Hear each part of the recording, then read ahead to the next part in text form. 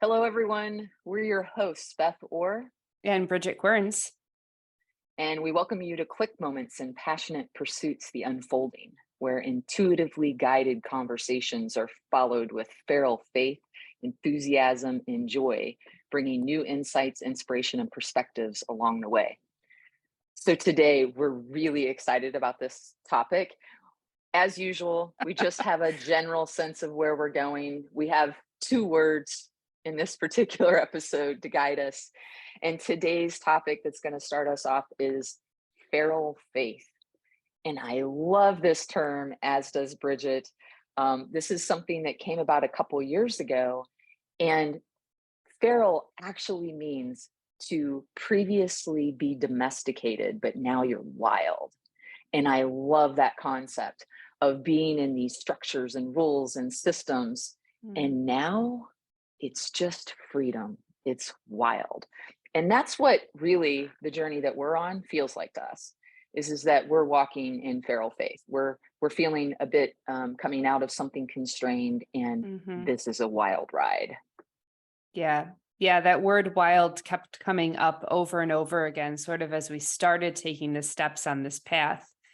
And it really feels like if we were to have gotten a glimpse of what this maybe trail looked like, it would have been very overgrown and very green and lush. And so there's lots of promise and lots of excitement ahead, but there's also like a lot of overgrowth that we're going to have to go through and work through together to uncover whatever this is, to unfold whatever this is. So yeah, and I'm an etymology nerd, so I love the word feral. I love the connotation of it.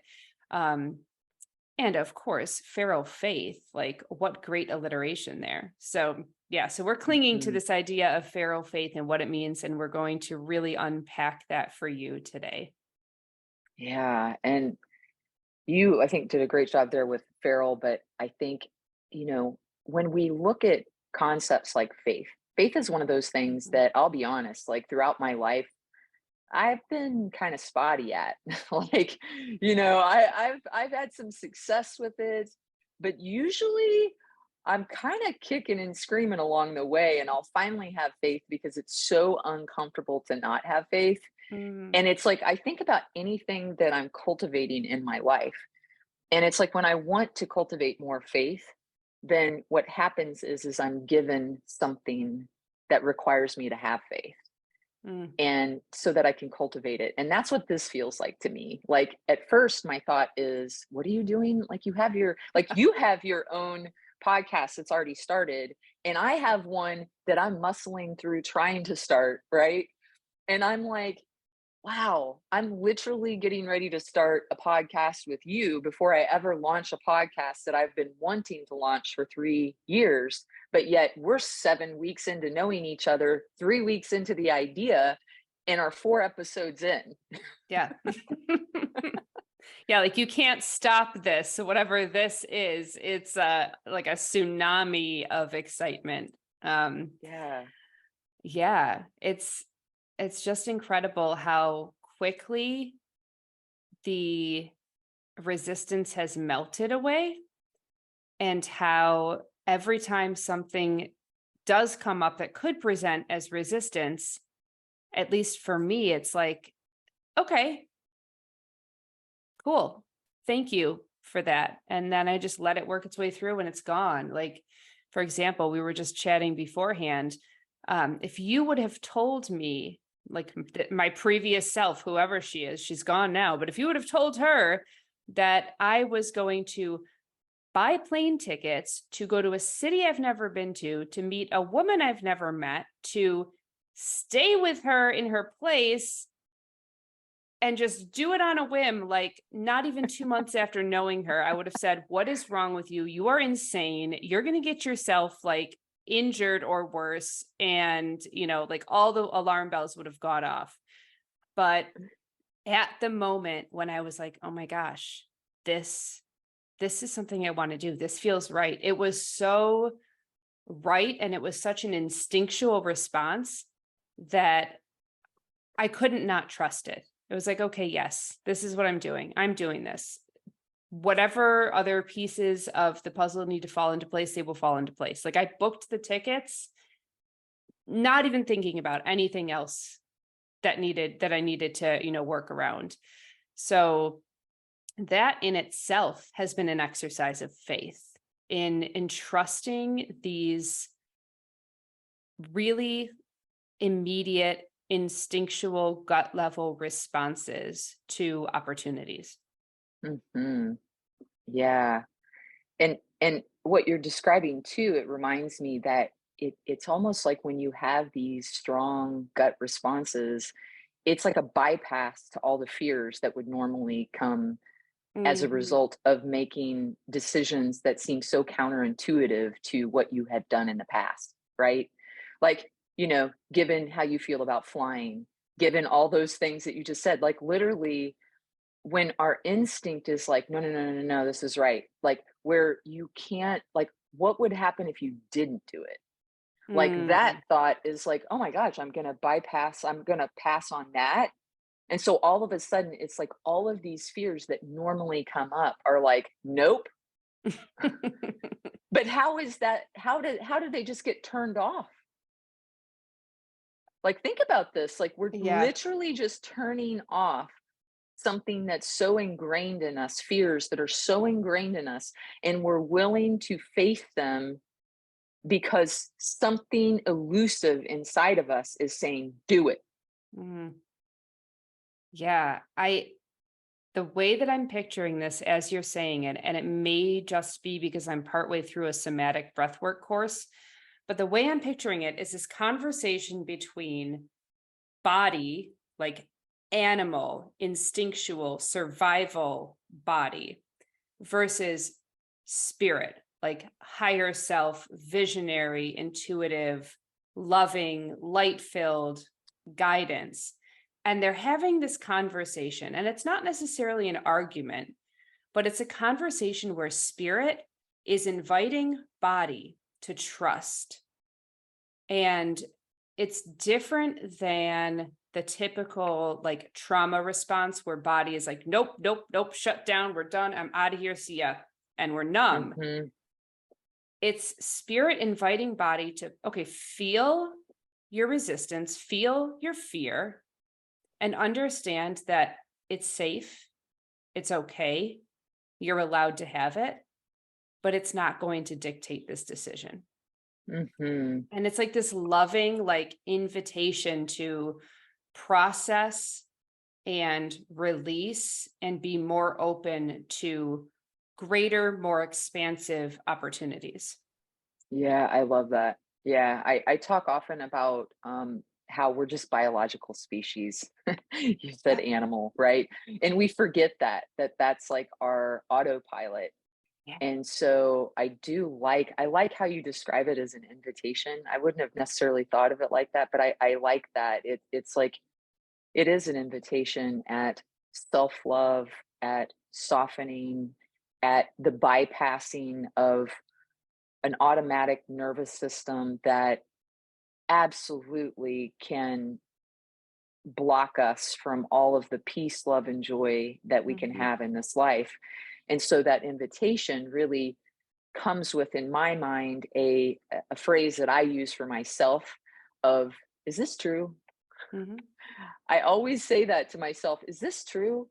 Because there is this, there's something about that phrase that's so simple and so um it destroys like the constructs that are there. it almost like I see them like melting away, and all of a sudden it's just like, oh, it's almost like the Yeah. truth is left, and you're just like, no, like Yep. what I like, when you're if you were making a decision and you were going to a city that you didn't know, seeing somebody that you didn't know, and you ask that question, is this true? If this wasn't right for you, there would be Mhm. an inclination that this might be crazy. Yeah. But when you ask that question and all you have behind it is excitement Yeah. and wonder and curiosity, then when that's what's left standing, you're like, yeah, Yeah. yeah, this is totally like that's a valid question. Should I be doing this from a safety Mhm. perspective? But Mhm. once you ask that question, and the question is what's left when you Yeah. ask it, right? Yeah. It's bypassing that automatic response. Mhm. Yeah, when you asked that, that was great because now I get the opportunity to describe what that felt like hearing that question and what my bodily Mhm. response was. So I really want to Yeah. talk about the somatics here because Hmm.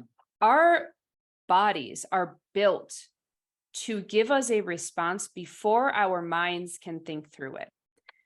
And we have been conditioned to not trust that, to we have to muscle through this with our mind and our willpower and all of this built up wisdom, and like we're gluttons of information. We have so much information it doesn't even serve us. Right. If we can just get back to that instinctual gut level response. Now for some people this is going to be an intuitive feel that they may get for something. I'm saying gut level response because my specific human design is such that I respond to stimuli, and not that I initiate, but that I respond to them and that I trust my gut. So, what it feels like for me when you said, is this true? I get this bubbly, effervescent, um, expansive feeling. And I Mm. could feel it go up my back, and it's like warm and almost like you got to like stretch it out because it feels so good. It almost tickles. It's excitement, it's opportunity and possibility.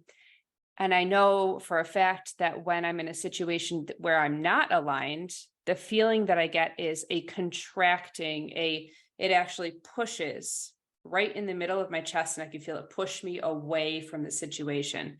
So if I get an upwelling or a tug, then I know it's a yes. And if I get a pushing back or a contracting where I feel like I need to make my body smaller to protect myself, I know that's my no.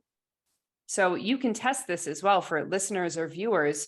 If you're curious what this would feel like for you somatically, give it a try. Take situations where you know for sure it's a yes or a no for you, and ask yourself that question and see what it feels like.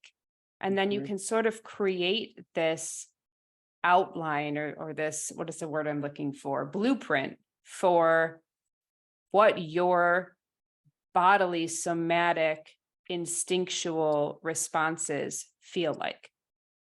Yeah, I think that's a beautiful invitation for people because I think when folks haven't identified with connecting to their intuition, a lot of times we're so conditioned for our mind and rationalizing and things making sense. I mean, I actually came from Missouri, which is the show me state. So it's like, show me. And if you can't see it, then it doesn't exist, which is interesting because, the universe is invisible, but Yeah. it's like, but I think about that. And so what it does is if it doesn't make sense to us and we can't rationalize it, then we're really skeptical of it. And this leads us to where we have this external locus of control. We're always looking outside of ourselves. We're always trying to have somebody else tell us or see evidence of it outside of us. But Mhm. yet we're hardwired with this intuition inside of us that, like you said, gets tamped down. It gets minimized. It gets covered up. Yet it is there. We think, I mean, I've always thought it was there kind of for safety and survival, and it may be, but I also think the more I understand and have a relationship with spirit, I now prefer to look at it less like a biological response for safety and more like directly linked and hardwired to my purpose and meaning, which means my peace, love, and joy in this world, Yeah. right? It always leads me on a path that feels right and feels Hmm. good and happens to keep me safe. But I don't know that that's the purpose of it, Yeah. you know? Yeah. And the challenge that I have come upon is really that sometimes this gut level response cannot be explained. There are no words that you can use to rationalize why it is you are responding in that way. It may seem so obvious. Like, for example, let's take a super obvious, like, duh, you need to say yes to that thing. Um, you get offered the opportunity to speak at a conference and they are willing to pay you $500,000 to come for the weekend and speak for them. You're like, uh, that could make me for the next like several years. I've never seen that sum of money. Sounds great. And then immediately your body is like, no, don't do that. And you're like, excuse me, are we on the same page here? Because my mind heard money. All I have to do is speak. And you're telling me no, what the heck is going on? And that's Mhm. where that trust, that faith really comes into play, because you have to say, am I willing to forego what seems like an obvious yes, because somatically my body and maybe even my spirit and my higher self and the universe or whatever is saying a big fat no, don't do it. Yeah, but sometimes we have to discern also, is it the universe and a big fat no from the universe, or is it the language of the people who've poured into us before now?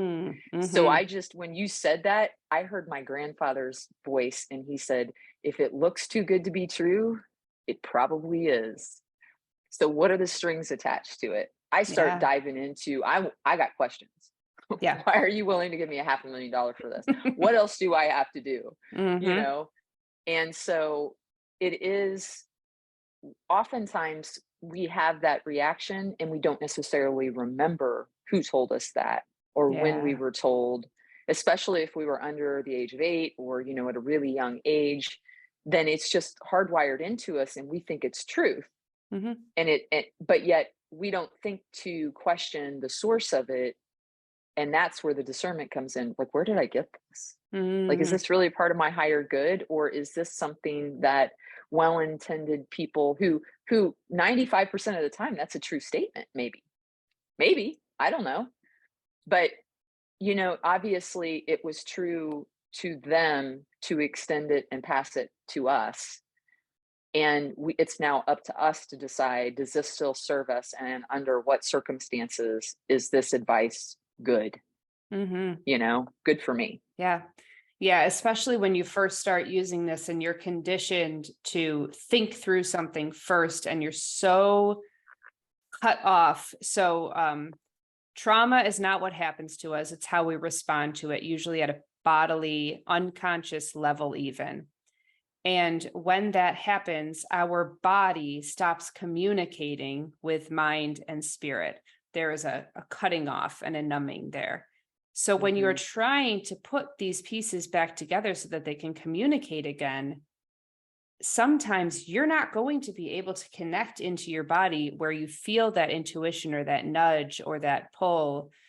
You're just going to have to, do what you just said. And all right, let's work through this. Where did I get this from? Is this me? Is this someone else's voice? Is this past experience speaking? Is this fear speaking? Like, what voice is loud here? Yeah. And sometimes if I can't discern that, I'll do what you were talking about, which is just to sink into my body and really tune in. And regardless of the source, there's an underlying emotional frequency or Mm, sensation that I start to tune into. And I'm like, ooh, sometimes when we don't pay attention, we don't necessarily, like you were talking about, the minutia of, you know, here you sense sometimes it's this pulling up and other times it's this push away. For me, like when you said that you were going to be coming here and you're like, hey, crazy idea. I get a text that says, I'm thinking about flying in for the weekend. I was like, this weekend? And I'm like, you're like, what do you think? And I'm like, okay, And then after you had booked and you sent something, I was like, what did we just do? Yeah. Like, I had that same experience where I was like, wait, like, I just met her 2 months ago. She's coming here to stay for the weekend. She's staying. It's not even my living room, it's my kitchen. I'm in a studio apartment, 580 square feet. And I was like, I was laughing. And then I was like, wait, are these emotions that and I have enough experience with the somatic experience to say, Yeah. is this true? And for me, it's not the pulling up or the pushing back, but for me, I get this like bubbling excitement. Yeah. And I I just get called it this just effervescent. So yeah. Yep. yes. Yeah, it's the same thing. It's like a synonym, right? But you're describing it in your language and I'm describing it in mine. And Yep. for me, it's I love bubbles. and Yeah. so and so I was like, for me inside, I feel this like excitement in these bubbles. And I'm like, oh, it's gonna be great. Yeah. It's gonna be great. There's been nothing but goodness and genuine divine intervention in all of this. So I'm like, Yeah. what I can truly trust is, I mean, when you get an opportunity to have feral faith in a circumstance like this, Yeah. and you see that when you truly just purely follow an invisible string of goodness, wow, like when you get out of your head with it, it just and that's what I love about this unfolding Mm-hmm. is that literally people are getting to see what it and we're getting to see Yeah. in real time what happens when you just trust that path Yeah. and you're committed to just pure curiosity and saying, I don't know, this just feels totally right. Yeah. We have 2 words for today. Let's just go. Yep. You know, I mean, but Mm, it's exciting. It's just it feels right, and yeah. you actually have to drum up some serious. Like I'd have to drum up something that would be such a concoction of contradiction to the direction that we're going that I would be like, that's rubbish. Yeah. You Yeah. know, Yeah. Yeah. It's so wild. Of course it is. it is. It is. Um, yeah. I can think of very few, if any, other experiences in my life where it was a combination of both this incredibly positive, really obvious yes. And there was also this like you said, incredulity, like, wait, is this real? Are we, this is happening? Can this, is this allowed to happen? Does this happen? Um, I don't know that I can think of any other Right. circumstances just because of the unique way in which this has begun and so far unfolded and continues to. It's like, I don't know, I'm just watching this happen with great curiosity, with deep reverence, and with incredible gratitude and awe. Yeah, me too. And it reminded me, we both talked recently about Rob Bell's episode where he Mhm. talks about the versions of us, like the past Yeah. versions of us. Yeah. And I love that visual. And I think for me, when you were talking, I was thinking like neither one of us have been this version of us before, Right. right? Yeah. So of course we haven't been able to just intuitively accept or see this kind of an opportunity before because we haven't been the version of us to be able to accept it. Mm-hmm. We Yep. we couldn't possibly have been ready. Like if we tried to put this 10 years ago in our 10-year Oh, ago self, there is no way we would have been I wouldn't have nope. been ready. Nope. Yeah. And so like I think about who I am now and probably for you who you are now. And it's like suddenly in this very moment we have this convergence of two energies, these two light Mhm. energies that are uniquely ready for what we're walking into. We've been Yeah. cultivated. We've done the checklist of everything that says to the universe, "Oh, this aligns." Yeah. But it took both of us aligning. Like if it Right. had been me ready or you ready, but one of us wasn't, it would not be this, Right. Yeah. you know? Yeah. That's like the origin story of LL research and Mm, how they all, Jim, Don, Carla, how they all had to come to that readiness.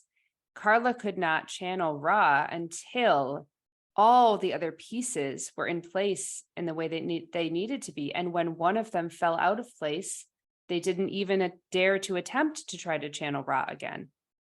mhm, They just mhm, knew that this is what is required of this situation. Yeah. mhm. You say this and it's kind of I've never really thought about it this way, but there is a certain element of channeling that goes into this. Mm, I don't know what your practice is before we meet, but that's one of the things that I do is just, empty myself and open myself mm, up to if I'm not going to have a script and I'm not going to know what we're saying, then who I do trust is the universe to come through and just say what needs to be said for whoever needs to hear whatever it is that we talk about and just trusting that we're vessels for yeah. this conversation. And I feel like we're both, willing vessels for that kind of event to happen for people, you Yeah. know? Yeah. I 100% agree with that. That is a practice that I've cultivated in my writing through doing daily writing, even when I enter the day and I go, I have nothing that I could possibly share. It's so funny because in those situations, I don't go somewhere to fill up so that I have something to share. I go into the stillness and empty myself more. Mm, And when I empty myself more, then all of a sudden, what must come through does come through. So it is channeling. It's exactly what it is. And I think any great musician, artist, writer, composer, anyone who's created incredible works seemingly with human hands would tell you that it's channeled. Like there is this great infinite intelligence, infinite energy that we cannot contain within our human bodies, but that we can access when we seek it and allow it to express through us. yeah, that makes a lot of sense. There's almost like a purity to our body. It's like when we're like in there with whatever's coming through, we get in the way. Yeah.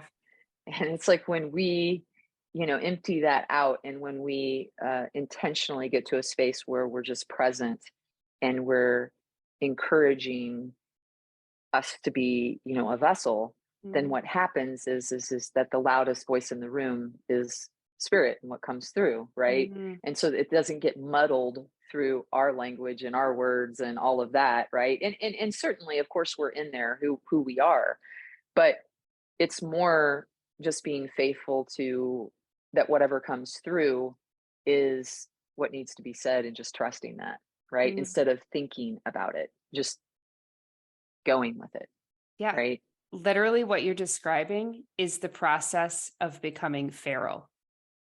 It loops right back around because when Mm, we are domesticated, when we are conditioned, when we are so much a cog in the machine, what's wild can't grow there.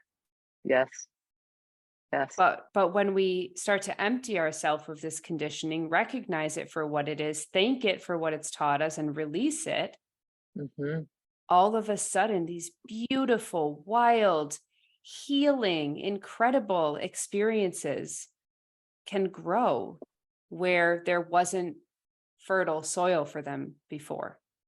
Yeah, yeah, and what I love about it is that to me, it goes right along with creation. It goes right along with co-creation. Like when you're creating something, you're not creating the same thing that's always been there before. You know Mm-hmm. what I mean? Creation has something new innate in it. And so you need the fertile soil, but you need the wild heart and the willingness to do something new, which can be scary, but that's where the intuition and the faith comes in, right? Mm-hmm. If you're following spirit and you know that you're co-creating because spirit is coming through you, then you're a unique expression of spirit through the fertile soil of you, Yeah. right? Yeah. Yeah. Yeah. Oh my gosh. What an opportunity. What an opportunity. You are the only one who can allow this unique expression of spirit. You are the only one. You are the only Mhm. one who can express as you. Like, Yes. stop and think about that for a second. Yeah. That's I so got goosebumps. humbling. Yeah. Yeah. Yeah. Oh my gosh. Like, come on. That's amazing. Like, spirit desires so much to experience as you, to express as you, to inspire as you, that here you are. That's how much spirit desires it. Here you are. I can't even, I have the hair on the back of my head is standing up. Yeah. Yeah. Oh, It's man. so, and I think it's because we welcome that opportunity. It Mm, it can be like for me, there's nothing greater than to know that what you're doing is aligned with what the universe wants you to be doing. Like the universe is like yeah. conspiring in your favor and is like, oh my gosh, yes. I like picture my spirit team around me going, yes, oh my gosh, watch this, super Yeah. excited. But I think when I see other what I really appreciate is when I see other people acting in this feral faith and they move forward and they do something that's never been done exactly the same way that they're doing it. It expands what's possible to me in the universe. Yeah. I'm not necessarily wanting to do exactly what they're doing, but Right. now I have this like when I see something new happen and I am like, oh, everything's been done before. People say that everything's been done before and I'm like, are you kidding me? Oh my gosh, there's like infinite possibilities. Yeah. And so when I see somebody do something that hasn't been done before, I'm like, oh my gosh. Like pay attention. It's almost like when you're with somebody at the end of their life and the veil is thin. It's Mm, like you're witnessing when you see something new, you're witnessing spirits like right there, yeah. like so close to that person in Mhm. them feeling like that they can produce this, whatever this is. Yeah. Speaking of that, I have a unique perspective on how the birth experience is exactly the same both ways. So we are born into human experience and we are born into spirit experience out of human experience. And Mm, it's literally the same. The veil is being pierced.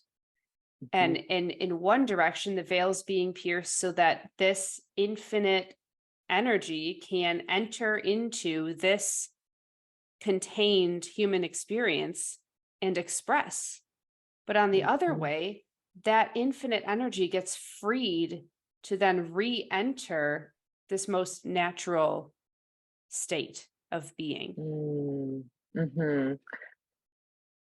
I saw a visual as you were talking of these bookends because we're seeing it from the perspective of the beginning of our life and the end of our life, but Mm, really it's a continuation, right? So this isn't yep. the end, right? It's just a new beginning, right? Yeah. And even in astrology, we talk about these cycles, what is it, Hmm. 9-year cycles, and you go through those, and then you have a new beginning, right? And Yep. there's always like we see it sometimes as an end, but it's just a new beginning. And I think about these bookends and I think how many times in our lives do we have these opportunities to have the veil be pierced? Hmm. And that's what these feral faith moments are, these opportunities to be a vessel and co-create and do something that the universe is like, ooh, this is new. This has never been done before. Not exactly like this. It's almost like in between, we have all of these opportunities to interact with spirit in a way that it's like these little mini births, Yeah, I just right? saw a These like, dolphin jumping into the water, out of the water, into yeah, the water, and out of the oh water. yeah, It's like when that dolphin leaps out of the water and you see it for this brief moment, you're like, wow, there's a dolphin. And then poof, it's back in the water. You don't go, oh, the dolphin's gone. It's still there. You're waiting for the next time that dolphin's going to emerge back up out of the water so you can catch it again. yeah, That's exactly what's happening here. yeah. This is completely irrelevant, but I have to say this. Not really irrelevant, Maybe it's but not, though. I pictured Dory where she has no Oh, memory, right? yes. She has Oh no my gosh. memory. And so Yes. every time the dolphin jumps out, the dolphin is like, oh my gosh, I'm diving in. Oh my gosh, I'm diving in. Oh my gosh, I'm diving in. And I think about every time I enter into new creation, I Mhm. feel the wonder as if it's the first time. Yep. It's like interacting with spirit never gets like it never gets old. No, it It's like doesn't. it's always when you do something new, it feels fresh and new. I think that's Yeah. why it's like, oh, like I love answering the call because it feels like you never feel closer and you're not dying out of this world to go to a new world to get it. You're literally Hmm. just opening yourself up to the light and being willing to interact with it. Yeah. So I don't think that Dory thing's irrelevant at all because Dory has this memory issue. And don't we have this memory issue? Right now, sitting here in the thick of the human experience, we're like, what do you mean I'm an infinite being? Shouldn't I remember? Like, all the other thing, like if you're telling me that I always have been and I always will be, then what was the have been? Like, what was that? Shouldn't I remember that? And it's like we have this memory lapse when we come in. If we didn't have that veiling, that memory lapse, it would all seem so irrelevant and so silly and so Mm, surface level. Like none of this would matter. Like, who cares if I stub my toe? Who cares if I get in a car accident? I don't have to do anything. I can just sit here and be, and it's all cool. Like, who needs to eat? Who needs to sleep? There would be no necessity to interact with the experience mhm. because we Yeah, that wouldn't makes take sense. it seriously.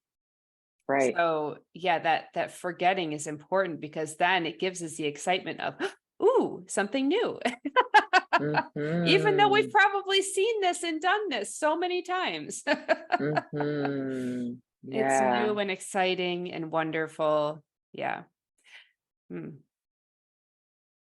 So, you know what else is new and exciting and wonderful? You're coming to Asheville. I'm coming to Asheville. Yes. As we are recording this, I'm going to Asheville in 3 days. Yeah. Talk So about that's the next feral. part. Yes. That's the next part of the unfolding is that Yeah. I figured before we came on, I was trying to calculate it and I was like, I think our class started in April, right? Yeah.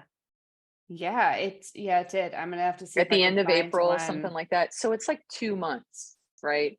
It's like 7, 8 weeks now. Yeah. Um, but it's interesting because I can't remember if we've talked about on here that those subtle instincts that came up for us to connect in the first place. Yeah, Like that we've would be talked about interesting. Molly. We've talked about Molly and like how, we both got into the group and Lauren and how they were, how we got to that place and then encouraged along the way to connect. But you reached out. So I would be kind of curious Hmm. what it was ultimately that sparked you to be like, huh, Yeah. So, okay. So I just looked at this. Our first call was April 5th. okay. That is So the it's been over first two time we months. would have interacted. Yep. Um, why did I reach out? So even from the first call, when we jumped on, we kind of got a brief time to introduce ourselves and what it was that we did. And what really stood out to me about you was when you introduced yourself, it was like the same way that I would talk about myself and what I'm doing. And I'm like, Mhm. okay, so let's talk about first reactions to things. I go, oh crap, we're doing the exact same thing. What the heck? Okay, right? Like first thought Mhm. reaction. because Mhm. that's such a human thing to think. Competition, Yeah. right? I'm in Yeah. competition. Yeah. But I kind of sunk down and listened, and I was like, oh no, this is exciting. Like, there is someone whose mission and vision and passion for their life is so similar to me that they almost stole the words out of my mouth. What's Mhm. going on with that? That's really cool. So then I got Mhm. excited. So like it was that overcoming of like the human response, which is always fight, flight, fear, whatever, Mhm. and allowing myself to be really, really excited by what does this mean? Like, what is this opportunity? Um, so it was really from the first day that I was like, oh, we should really connect. Like, I feel like that'd be a really interesting conversation of how did you Mhm. get here? How did you arrive at this same space? Look at the things in the world that you can bring value to and say, all right, this is my space. This is what's Mhm. calling to me. Yeah. Yeah, and I think, they asked us as part of an exercise of, community building Mhm. to reach out to 2 people and, just, reach out to 2 people and say hello and make a Yeah. connection, and you reached out. You reached out. Yeah. And it was interesting for me, it didn't even go that deep. I didn't get that far with it. I just knew that when I went around, um, you stood out. Like something for Interesting. just a moment. You just like, how like if you have 16 like, squares, Brady like Bunch Hollywood squares. squares, right? Yeah. And it was like all of a sudden we just dated ourselves, but on both of those, Cool. yeah. But it was like all of a sudden yours kind of pulsed. Mm, Yours kind of went, and I was like, mental note. Interesting. Fleeting. But I yeah. noticed it. Yeah. And I categorized it and I didn't do anything with it. And when she said reach out to 2 people, I was still pausing and thinking about who to reach out to, and I remembered that pulse, and like that same day you reached out. Mm, And I was like, "Huh, that's interesting." So then I looked you yeah. up and it said activate your potential. I was like, "Damn it, why didn't I think of that?"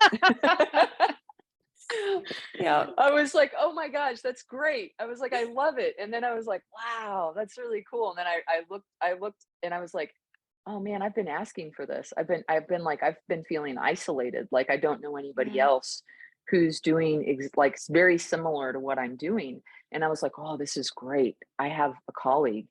Yeah. And then once we started talking, I was like, I think I have a doppelganger."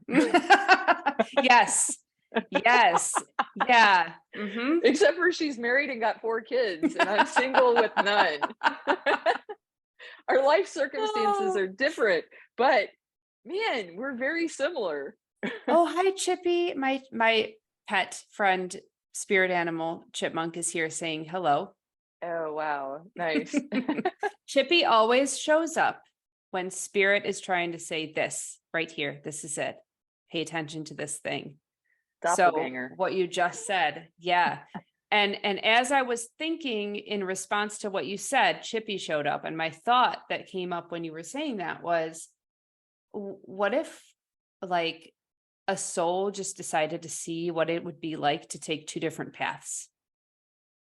Like, okay, Oh, wow. if this were me and I got to make this choice, let's play this out. And if this were me and I made that choice, let's play that out. Oh, Right. interesting. And then Yes. let's throw a twist in it and let's meet Right. and see what Absolutely. happens. Like, what could happen? We could be like, oh, who are you? What are you doing? Or it could be incredible and like explosive and expansive. Yes. Yeah. Just a thought. Yeah. So I like that. That makes a lot of sense because, there's some question as to what we're doing here. And, there's a lot of different that I'm sure we'll get into that more as we go Yeah. along, the different thoughts about what we're doing here. But in fact, I might make a note. What are we doing here? I think that's That's like another the episode. isn't that what is the word for, oh my gosh. My brain is losing capacity right now. Um I'll think of it. Go with it. Okay. There's so much energy in us, though. A cloud cult nod. Mm, Um, so I do think though that as we're, you know, embarking on this next phase and you're coming to Asheville, we're following this unfolding. And I'm just really excited to see, like, we're actually, for those of you watching, the next time that you see us, we will have met. And so we will have documented and we will actually be co-located when we talk next. yeah. And and what's crazy is that we have this kind of, okay, on your whole, like, you know, if we're living these, parallel lives or different lives of taking different courses, we experience this, my energy's up here, your energy's up here, but then when we meet from afar, our Yeah. energy comes up with this. So what I'm so curious about is when we meet and our energy is together and it's not afar, what then? Like what happens to our energy, right? I think that And the it's picture behind you, yeah.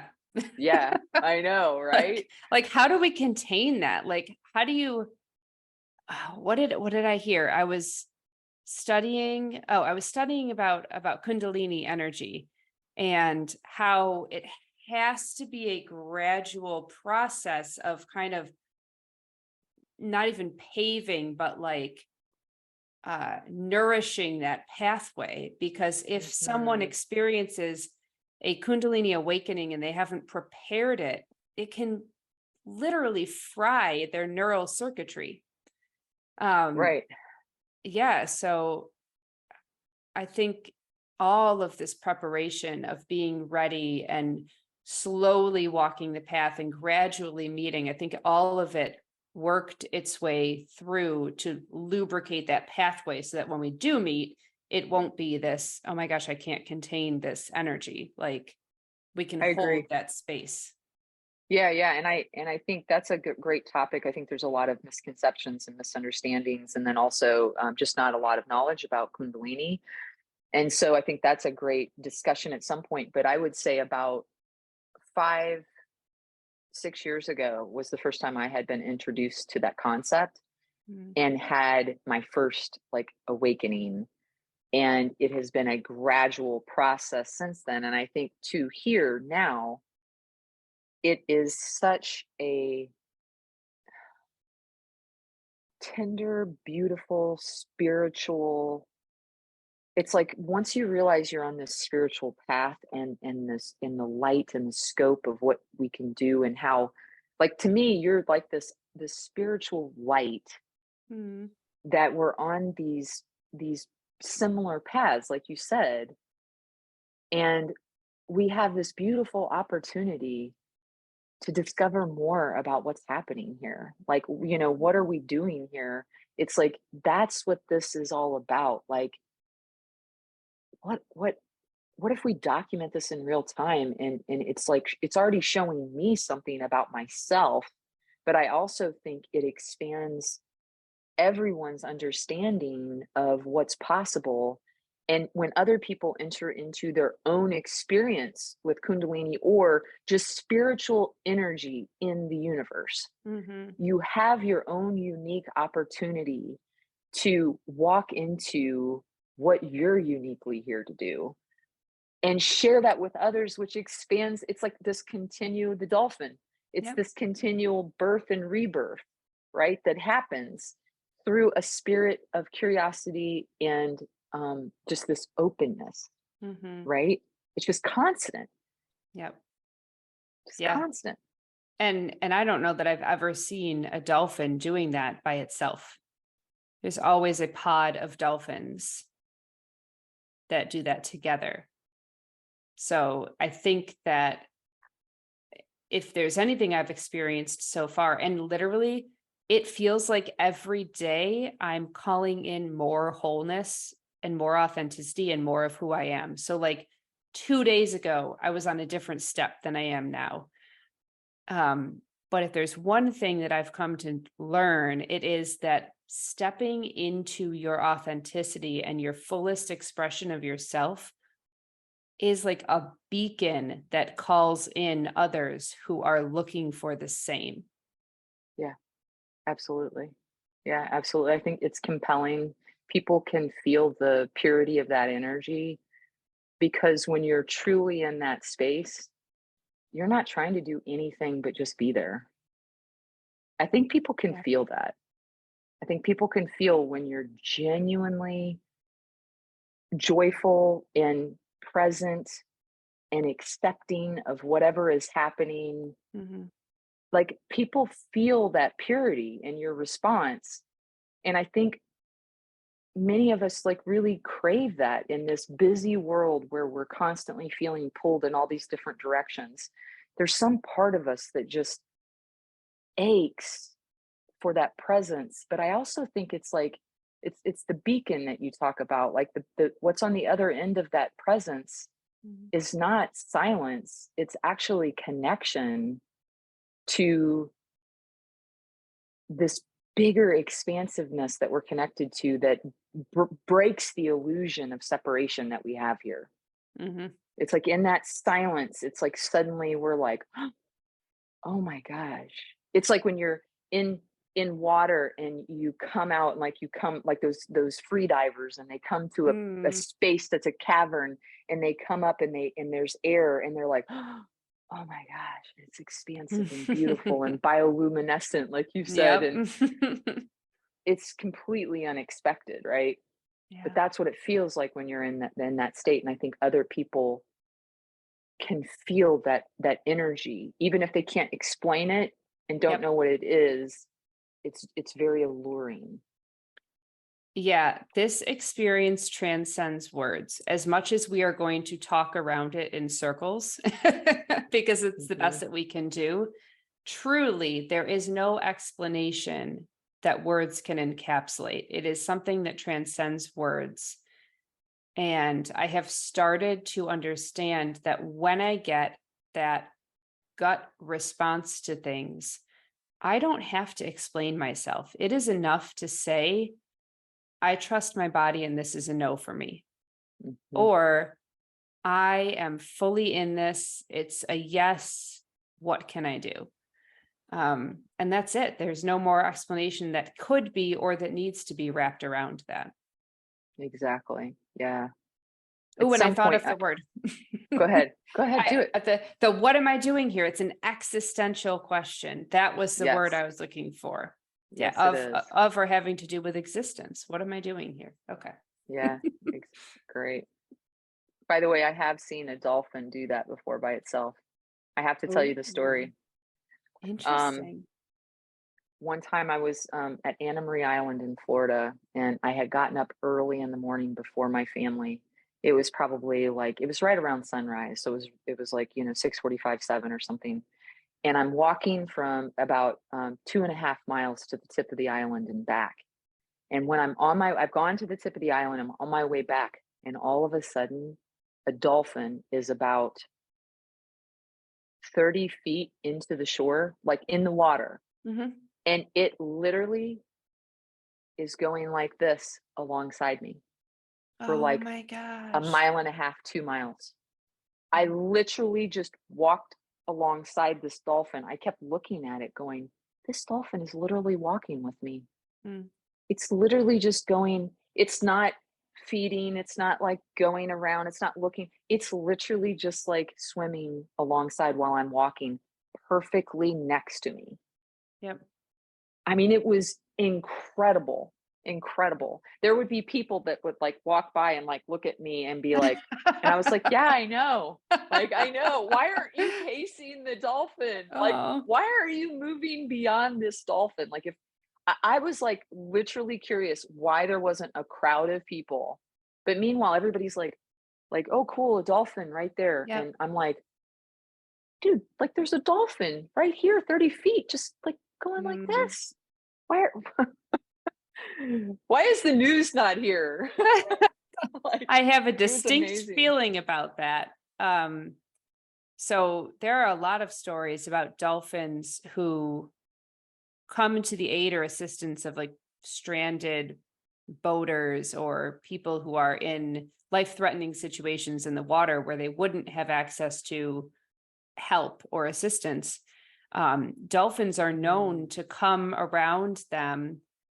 Multiple dolphins will come around. One will kind of buoy them up, and the others will swim around that dolphin to protect them while they get the person to a safe space, either an actual buoy or, something that's floating or land or whatever it may be. There are multiple stories about this. And I believe that there is a sensitivity that dolphins have to energetic frequencies and fields, and we could call it telepathy or we could call it something else. It doesn't really matter what we call it, but that they can communicate on a level that we are not aware of, or that we are aware of, but we don't tune into. And so that doesn't surprise me at all, because that dolphin wasn't doing it alone. You were in sync. And that makes sense. It felt like it. It really did. It felt like it. It was long enough ago, like 4 or 5 years ago, that I didn't necessarily have the language that I do now. Yeah. But I remember feeling peace, simultaneous to just pure acceptance of the moment.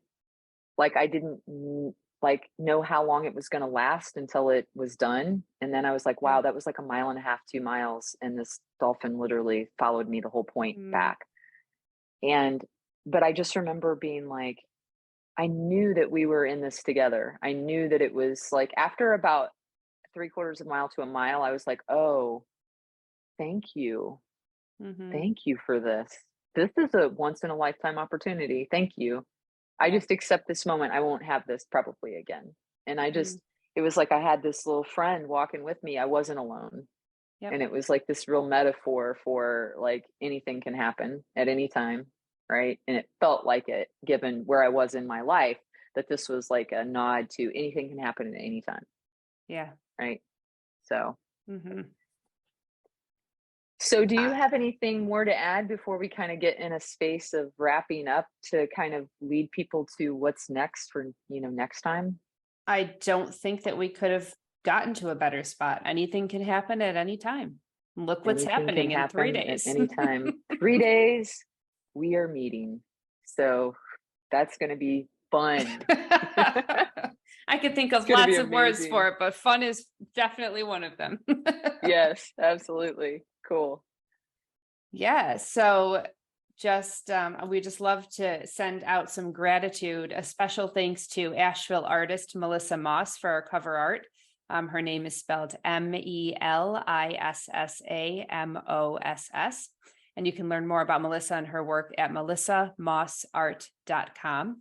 And also, of course, a very deep thank you to Cloud Cult for our podcast music from their song, There's So Much Energy in Us. They have a live recorded version that is just incredible. Encourage everyone to go look it up and listen to it. You can learn more about Cloud Cult at cloudcult.com. And thank you for listening. And until next time, friends, peace, love, and light.